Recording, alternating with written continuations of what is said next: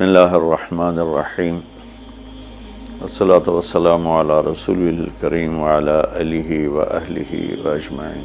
معزز سامعین، میرے محترم بھائی بہن، دوست، احباب، بچے بچیاں، تمام اہل ایمان کو میری طرف سے سلام ہو۔ ہمارا نیا سال تو ہجری کے اعتبار سے ہوتا ہے تو وہ محرم ہو گیا ہے۔ ہر آنے والا سال ہماری زندگی کا بہت بڑا حصہ ہم سے چھین کے لے جاتا ہے اور ہم بے بس ہو کر اسے دیکھتے ہی رہ جاتے ہیں۔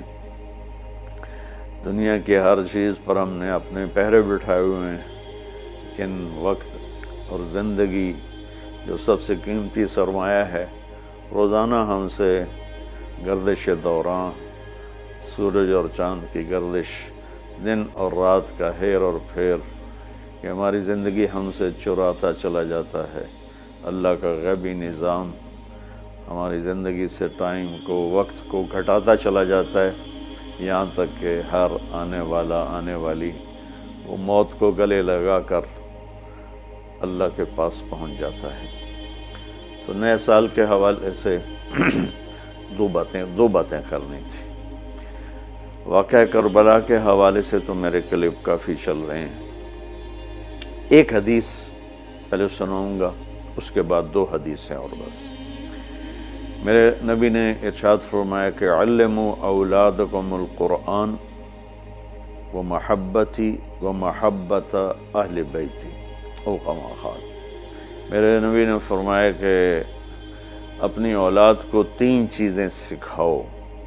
ایک قرآن سکھاؤ کہ قرآن زندگی گزارنے کا طریقہ بتاتا ہے۔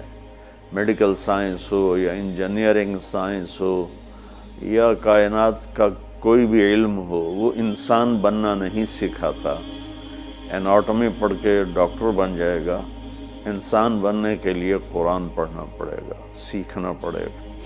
تاجر، سیاستدان، زمیندار، بادشاہ، بیگم، ملکہ، رانی، فقیرن فقیر، امیرن امیر، سب اس چیز کے محتاج ہیں کہ زندگی کیسے گزارنی ہے، اچھی زندگی جس پر اللہ بھی راضی ہو اور ہم بھی سکون سے رہیں، وہ قرآن ہے۔ کہ قرآن ان ھذا القرآن یہدی للتی ہی اقوم، یہ دعویٰ صرف قرآن کا ہے۔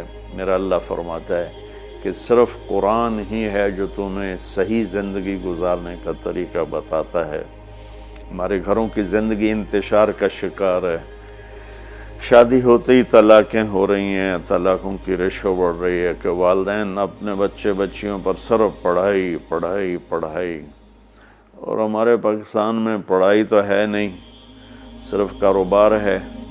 تو بچے بچیوں کو پتہ ہی نہیں ہوتا جب شادی ہوتی ہے کہ زندگی کیسے گزارنی ہے۔ ایسے والدین کو بھی نہیں پتہ ہوتا کہ ہم نے اپنی اولاد کو کس بنیاد پہ کھڑا کرنا ہے۔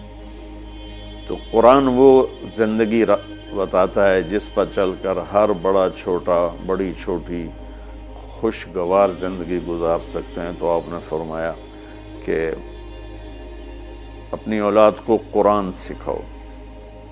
دوسرا فرمایا وہ محبت، اور میری محبت سکھاؤ، کہ آپ نے فرمایا لن یؤمن احدکم حتی اکون احب الیہ من الناس وولدہ ووالدہ اجمعین۔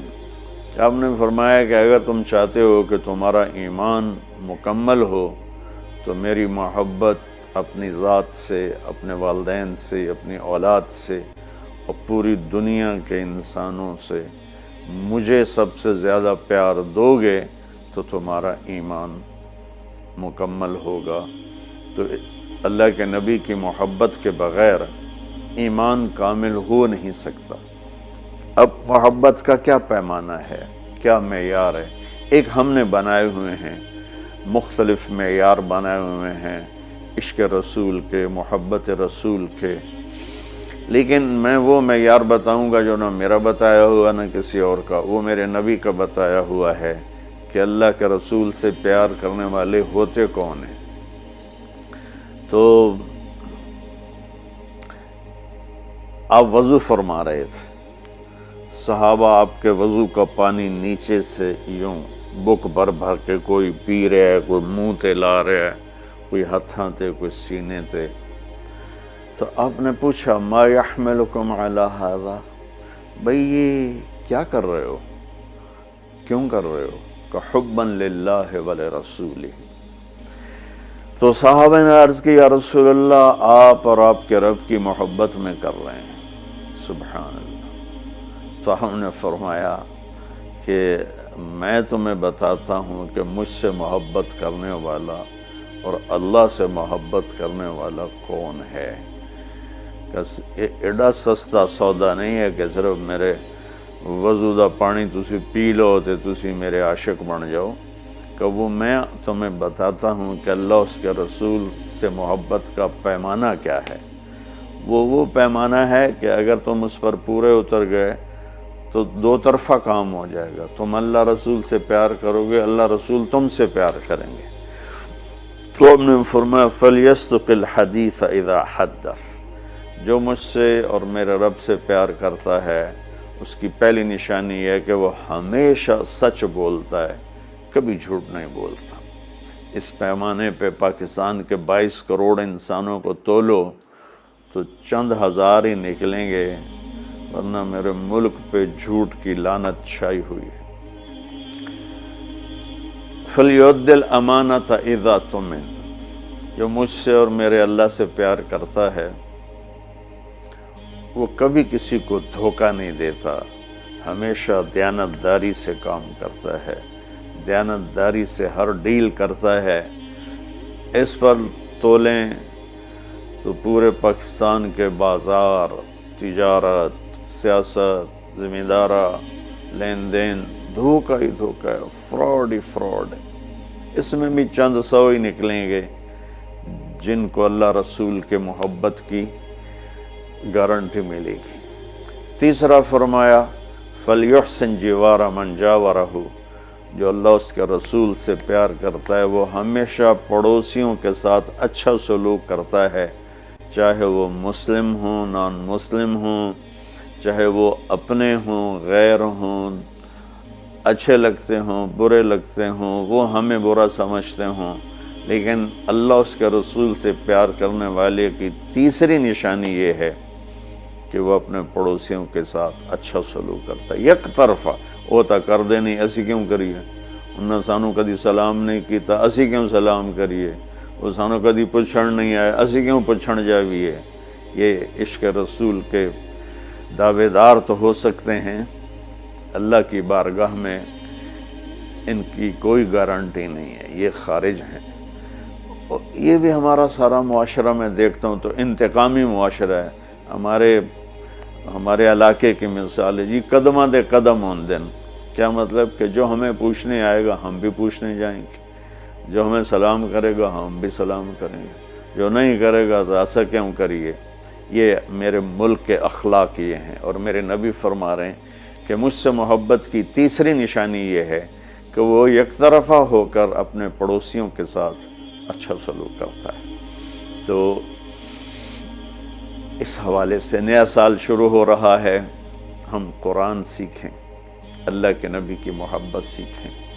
تیسری چیز فرمائی وَمَحَبَّةَ أَهْلِ بَيْتِ، اور اپنی اولاد کو میرے اہل بیت کی محبت سکھاؤ۔ سبحان اللہ، اس کے بغیر نہ ایمان مکمل ہے، نہ زندگی مکمل ہے، نہ راستہ طے ہوگا۔ کہ آپ نے فرمایا غدیر خم کے موقع پر جب آپ حج سے واپس تشریف لا رہے تھے کہ میں تم میں دو بڑی بھاری چیزیں چھوڑ کے جا رہا ہوں، اگر ان کو مضبوطی سے پکڑ کے رکھو گے تو کبھی گمراہ نہیں ہوگے اور مجھ سے ملو گے۔ خلاصہ کے طور پر ایک میری کتاب اور ایک میرے اہل بیت۔ تو ہم نے قرآن کے ساتھ بھی ناانصافی کی ہے اور اہل بیت کے ساتھ بھی ناانصافی کی ہے۔ درد سے کہہ رہا ہوں یہ بات، میں فرقہ واریت سے بالا تر ہو کر یہ بات کر رہا ہوں کہ ہمیں اگر ان کے گھرانے سے پیار نہیں ہے تو وہ کیا ایمان ہے اور کیسا ایمان ہے۔ تو اللہ اس کے رسول نے جو محبت کی نشانی بتائی ہے وہ بھی میں نے بتا دی، اور جو اللہ کے نبی فرما رہے ہیں کہ 3 کام اپنی اولاد کو سکھاؤ: قرآن، میری محبت، میرے اہل بیت کی محبت۔ تو آؤ بھائی، ہم اپنے ملک کے لیے بھی ایک اچھے پاکستانی بنیں، سچ بول کے، دیانتداری، محبت، ایثار، وفا، صحیح تولنا، صحیح بولنا، اور ماں باپ کی خدمت، بیوی کے ساتھ اچھا سلوک، اولاد کے ساتھ محبت۔ یہ سارے وہ چیپٹر ہیں جو اس وقت بالکل ادھورے پڑے ہوئے ہیں۔ اور صرف نماز پڑھ لینا اور حج عمرے پہ زور لگا دینا بہت اچھی بات ہے، میں کسی نیکی کی قدر نہیں گھٹانا چاہتا، لیکن اور بھی دکھ ہیں زمانے میں محبت کے سوا، راحتیں اور بھی ہیں وصل کی راحت کے سوا۔ اسلام تو ایک زندگی ہے، یہ تو چند مختصر عبادات پوری زندگی پر تو نہیں ہے نا۔ اس لیے میری فریاد سنو اللہ کے واسطے، علماء سے بھی کہتا ہوں، خطیبوں سے بھی کہتا ہوں، اپنا مسلک پیش نہ کرو، اسلام پیش کرو۔ اسلام ایسی خوبصورت زندگی ہے کہ اس کا خریدار آپ کو ہر انسان بنے گا۔ آپ سن لیں گے تو آپ کا احسان ہوگا، اب کر لیں گے تو آپ کی دنیا بھی بنے گی، آخرت بھی بنے گی، ورنہ فقیرانہ آئے صدا کر چلے، میاں خوش رہو ہم دعا کر چلے۔